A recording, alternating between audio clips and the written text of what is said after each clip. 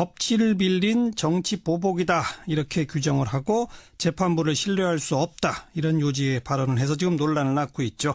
자, 박근혜 전 대통령 무죄 석방 요구하면서 지금 단식 중인 대한애국당 공동대표이죠. 조원진 의원의 목소리를 한번 들어보겠습니다. 조원진 의원 안녕하세요.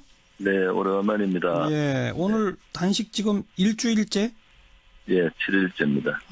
뭐 건강에 큰 지장은 아직 없습니까? 어떠세요? 괜찮습니다. 예, 좀 물하고 소금 먹으니까 뭐 괜찮습니다. 네, 박 전 대통령의 오늘 이 재판 시작 이후 6개월 만에 첫 심정 표현 어떻게 들으셨어요? 참담하죠, 뭐. 그 전직 대통령에 대해서 이렇게까지 권력 가진 사람들이 해야 되는가 참 안타깝고요. 오늘 박근혜 대통령께서 일단은 재판 거부 투쟁을 선언하신 거 아닙니까? 네, 예. 저는 이제 재판 거부 투쟁은 시작에 불과하다. 또 강도 높은 옥중 투쟁이 있을 거다. 저는 그렇게 보고 있고요. 예. 저는 문재인 정권 자체를 좌파 독재 정권이라고 보는 사람입니다. 예. 이것은 전직 대통령에 대한 명백한 정치 보복이고요. 정치적 인신강금 행위다. 저는 그렇게 정의를 하고 있고, 예. 우리 대한애국당이나 애국 국민들은 여기 강력하게 투쟁하겠다. 그런 오늘 기자회견도 그렇게 했습니다. 그런데 뭐 박근혜 전 대통령이 수사를 받고 구속되고 이렇게 한 것은 문재인 대통령이 대통령 되기 훨씬 전부터 시작된 거 아닌가요? 그리고 결국은 탄핵까지 이르는 것도 대선 있기 훨씬 전에 있었던 일 아닌가요? 근데 이걸 전부 문재인 정부의 정치 보복이다 이렇게 규정할 수 있을까요? 거기에 핵심 역할을 했던 사람이 문재인 씨 중심으로 탄핵을 주도한 거 아닙니까? 그거야 지금 태블릿 PC, 그 잘못된 태블릿 PC 가지고 국민들을 선동한 거잖아요. 그다음에 문재인 씨 중심으로 해서 여러 세력들이 종북 좌파 세력을 포함해서 좌파 세력들이 엮은 거 아닙니까? 실질적으로 이 태블릿 PC가 가짜면은 그 자체가 잘못된 거지 않습니까?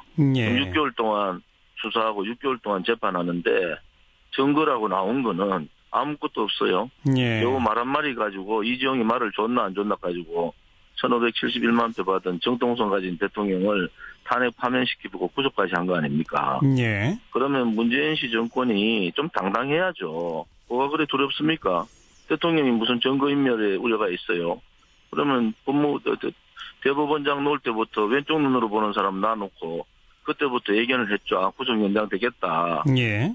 근데 지금 봐서는 그렇게 하면 안 됩니다. 사실은 당당하게 풀어놓고 말이지요. 예. 나머지 얘기를 해야 되는데 지금 입장에서 보니까 이게 뭐가 두려운지 말이죠. 그렇게 인신강금 행위까지 해가면서 해야 되느냐. 그러니까 지금 의문이 드는 거죠. 거듭 그 잘못된 태블릿 PC 이런 표현을 쓰시는데 그걸 빼고라도 지금 막 무수한 증거로 각종의 국정농단 뭐 이런 등등이 쭉 있는데 뇌물까지도 전혀 인정할 수 없다 이런 말씀이신가요? 아니요. 지금 검찰에서 증거를 까면은 뭐 3일 만에 모든 걸 다 끝낸다 하는데 지금 보세요. 6개월 수사하고 6개월 재판하는데 뇌물죄 하다니까 안 됐잖아요. 제3자 뇌물죄 또 안 되잖아요. 그러니까 경제공동체까지 들고 나왔어요. 이제는 뭐까지 들고 나옵니까? 묵시적 청탕을 들고 나오는 겁니다. 지금요 국민들을 너무 우습게 보는 거예요. 재판이나 이쪽에서. 예, 알겠습니다. 검찰이 하는 얘기는 그건 맞지 않습니다. 네. 묵시적 청탕이라는 건 증거가 없다는 거 똑같은 아무튼 그건 이제 아닙니까? 재판부의 판단을 받아봐야 하는 일인데 조금 아까 우리 조원진 대표께서도 박 전 대통령이 재판 거부 투쟁을 선언했다 그러셨는데 네. 그런데 전직 대통령이 재판 거부한다. 이건 법치주의를 너무 무시하는 거 아니냐 이런 비판 받을 수 있지 않을까요? 법치주의는 법이 똑바로 지켜줄 때 법을 지키잖아요. 불의가 법을 지배하고 있는데 어떤 그 법을 지켜야 됩니까?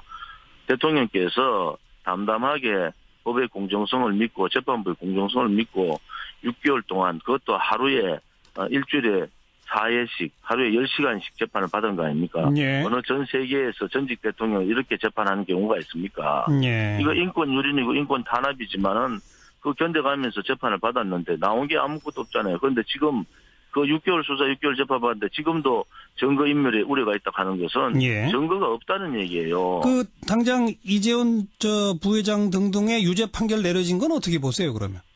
이재용 부회장 무시적 청탁 유죄 아닙니다. 그거는 무시적 청탁은 관심법이에요. 자기가 원하는 대로 다 생각하는 거잖아요. 이주영 무기적 청탁에 의한 5년형은 그것은 증거가 없다는 거잖아요. 그것은 법리 논쟁을 벌리겠죠, 이제. 자, 좋고요. 아까 그 재판 거부 투쟁 선언했고 앞으로 더 강한 옥중 투쟁에 들어갈 거다라고 표현하셨는데 그게 어떤 걸까요? 그거는 뭐 지금 애청자들한테 들어보시고요. 제가 볼 때는 지금 재판 거부 투쟁 이후에 아마 옥중 투쟁을 강하게 하시겠다. 저는 그런 생각을 갖고 있고. 그러니까 어떤 옥중 투쟁이 될까요? 예컨대? 그거 제가 말씀드리기는 좀 결례 아닌가요? 그분이 하시는 일에 대해서. 예. 알겠습니다. 그 단식은 계속 이어가실 건가요? 언제까지 하실 계획인가요? 오늘 7일째인데 뭐 계속 하겠습니다. 제가 단식하는 이유는 일단 박근혜 대통령께서 좀 강하게 투쟁을 해달라는 의미도 있고요. 손석희 태블릿 PC가 이게 문제가 있다. 그래서 손석희 씨가 그렇게 자랑스럽게 얘기했으면은 태블릿 PC의 구입 경위하고 조작 형태라든지 거짓이라든지 이게 제정신가 아니다고 보고 있거든요. 그러니까 그걸 가지고 한번 특검에서 한번 달아보자 이런 입장이고 제가 이 단식하는 것도 특검 좀 수용해라 국회에서 이런 입장을 갖고 있는 겁니다. 네, 알겠습니다. 여기까지 오늘 목소리 들을게요. 고맙습니다. 네. 대한애국당 조원진 공동대표의 목소리였습니다. 조원진 의원은 이 재판 거부 투쟁을 선언한 거다 이렇게 표현하던데요. 사실상 거부 투쟁이라고 뭐 해석을 하는 거겠죠. 거기다 이제 자유한국당 대변인이 오늘 이제 사법부의 정치화를 우려하는 우리의 문제 제기와 맥락이 다 있다. 구속기각 연장의 부당성 등에 대한 지적으로 보인다 이렇게 논평을 했는데요. 네. 근데 속마음이 복잡할 거예요. 자유한국당 속마음? 그렇죠. 좀 분석해 봅시다. 어떻게 보면은 박 전 대통령이 뭐 방금 조원진 의원 이야기한 대로 뭐 문재인 좌파 독재 정부 뭐 이렇게 각을 세우니까 자유한국당이나 보수 진영이 유리하지 않을까 싶기도 하지만 복잡한 게 근데 여론 호응은 별로 없을 거예요. 박 전 대통령이 그리고 여론 호응을 겨냥한 것도 아닌 것 같습니다. 자기 지지층에는 이제 시그널이 되겠지만은 그것보다 좀 고차방정식으로 보면은 자유한국당 입장에서는 두 가지 면이 있는 게 첫 번째로 자유한국당 지도부가 추진하는 보수 통합엔 도움이 안 될 거예요. 지금 자유한국당과 바른정당과의 통합 논의의 고리는 박 전 대통령 출당입니다. 그건 최소한의 전제 조건이라고 봐야죠. 이른바 통합파들도 부족하지만은 박 전 대통령 출당시킨다고 하니까 도로 합칠 수 있다 이러는 거 아니겠습니까? 근데 지금 박 전 대통령이 이렇게 공세적으로 나오고 있어요. 그러면은 당장의 출당 절차를 밟기가 제가 보기에는 쉽지 않아 보여요.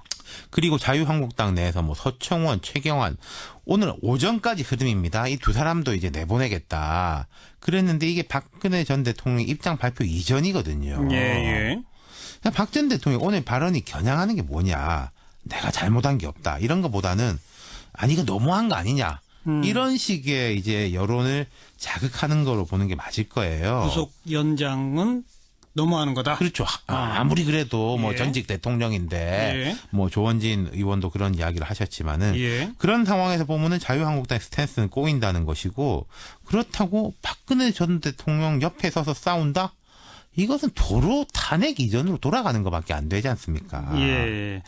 그러니까 자유한국당 입장에서 아니 저렇게 너무 심하게 나가는 박 전 대통령 안 되겠어 빨리 출당시키자 이렇게 하다 보면은 이번에 박 전 대통령의 그 강경한 대응으로 또 뭉치는 그들의 지지 세력, 그렇죠. 그들에게 또 욕을 먹을 수 있다.